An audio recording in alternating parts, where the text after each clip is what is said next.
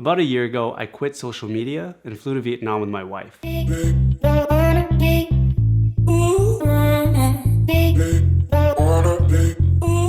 I thought it would be like every other trip. Jump on a plane, post some pics, get some likes. Go to the beach, post some pics, get some likes, and repeat. And there's nothing wrong with that. I love looking at other people's photos. It was supposed to be like every other trip, until it wasn't. Let me explain. For the last couple of years, I've been so obsessed with being on my phone. And there's nothing wrong with being on your phone, but for me, it started to be for the wrong reasons. It started off with the usual, catching up with everyone, seeing how everyone's doing, and just sharing my experiences. So slowly, very subtly, I noticed that I was using social media to feel, relevant or significant or important, that I mattered, and that the more people liked my post, it meant that the more people liked me. I know, it's as messed up as it sounds. I was basically using social media for social validation. And for a while it was fun. Some would say it was validating. But this became a very dangerous game because those likes, they change every day. And yes, I understand this is all in my head. I thought, what would it be like to go on a trip and not post constantly all the time? I wouldn't know because I've never done it. The rules were simple. 14 days, no social media, basically no internet.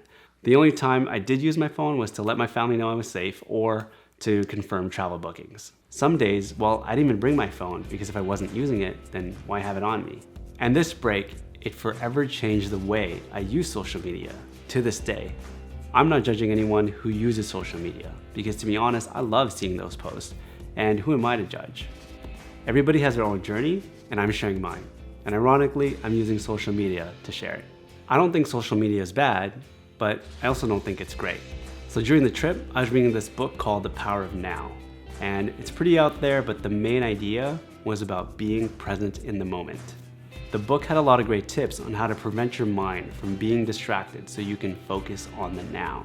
For me, social media was the biggest distraction from being present. It's always been a dream of mine to do a motorcycle tour, but there's always a problem. Number one, I don't own a motorcycle. Number two, I don't know how to ride one. So it only made sense to book a 4-day motorcycle tour. Rented a motorcycle. Do I know how to ride a motorcycle? No, but I do have a student who owns a dirt bike and his name is Kyle and he taught me. So that makes me qualified to do nothing. It was a dream come true, getting to ride around. Unfortunately, I didn't always have my phone on me because, the rules. So I didn't get to document as much as I wanted to. Lucky for me, my friend, who's a professional photographer, came along so we got some pretty good shots. And the best part about that trip was never having to worry about getting the shot or having to post something right away so I can get that social validation. I was just present. The first day, every time we stopped, I kept feeling around my pockets for my phone because I was just so used to pulling out my phone all the time. I was going through a mini phone withdrawal. It was so refreshing to see something scenic and not having to automatically pull my phone out and just go, wow, this is a beautiful moment. I'm with people I love, and that's it. Old me would have went, wow, look at this, pull up my phone. Let me post the shot right away.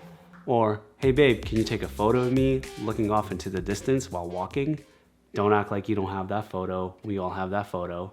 Or, hey random stranger, can you take a picture of me and my friends? And I have to pretend to like it even though you cut off like half of the view? It was nice to take a break from thinking like that. Every night was interesting too.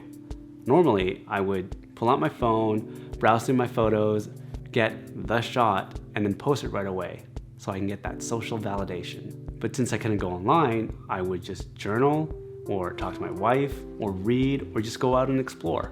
We did some touristy stuff too, like caving and boating and ziplining and beaches. We're inside a cave in Phang Nga. It's huge. It's like the cave where they kept the boats in Moana. My only reference point. I'm not gonna lie, I wish I took my photos, but I never had my phone on me, but that was the trade-off. And I don't regret it a lot. But not having my phone helped me to look around and really experience where I was, instead of having my head buried down in my phone, which is what I would normally do. So, worth the trade-off. From everything that we did, from everything that we experienced, there were two moments that were the most memorable to me. And it wasn't the boat rides, it wasn't the caves, it wasn't the zip lining, it wasn't the adventures, the hiking, or even the motorcycles. And it wasn't even the food, even though the food was really, really, really good. The first moment was the ants. Yes, ants. We were at a cafe and I was phoneless, so I was just by the window, people watching or creeping, people watching, and I ordered an iced coffee. A little bit spilled on the table. Later on, these ants started to come by and drink it. And I don't know why, but I just started to watch them. The ants would come drink the spilled coffee and then walk away. What was 10 seconds turned into 10 minutes of just watching ants. I was just so mesmerized. I felt like I was watching a wonder of nature. And it was just ants. I think this is the first time in my life where I felt truly present doing nothing, where everything around me disappeared and time just flew by. The second time was at our hotel. We were waiting for a taxi to take us to the airport. I was sitting by the pool and it began to rain. And since I didn't have my phone, I just watched the rain. And watching turned into staring. And I was just staring at these raindrops bounce off of the water on the pool. And what was 5 minutes turned into 35 minutes. Yes, 35 minutes of watching raindrops. And those were my two most memorable moments. Yes, ants and raindrops. I flew halfway across the world, paid a couple $100 to watch ants and raindrops. And these moments, they were only possible because I wasn't distracted by my phone.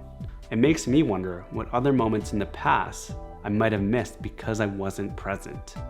It reminded me of the movie Walter Mitty, where Ben Stiller's character spends the entire movie chasing down a photographer played by Sean Penn. So the photographer has been trying to get these photos of these snow leopards for the last couple of weeks, and he's just been waiting there. And then one day, a snow leopard goes right in front of his camera, the perfect shot, and then he doesn't take the shot.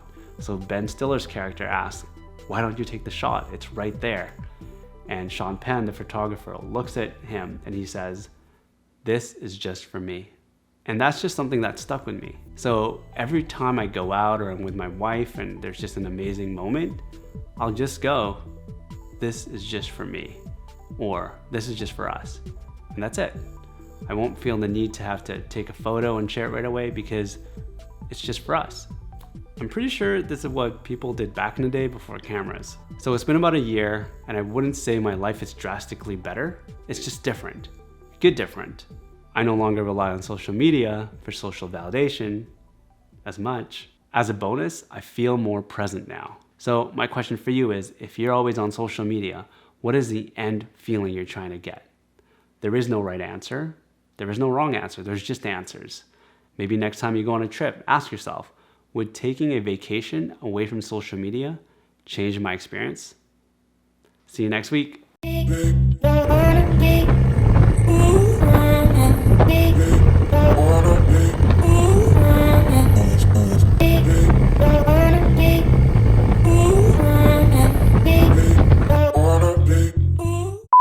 But I think it was well worth the worth it. So it finally happened. I am lost and I have no money because I spent it all on donuts and soup. But it's the only time I ever brought my phone with me. So luckily got some, actually bumped into a couple that I saw and I asked them where they ate last and they pointed me to it, which is where there was Wi-Fi. So now we're going back.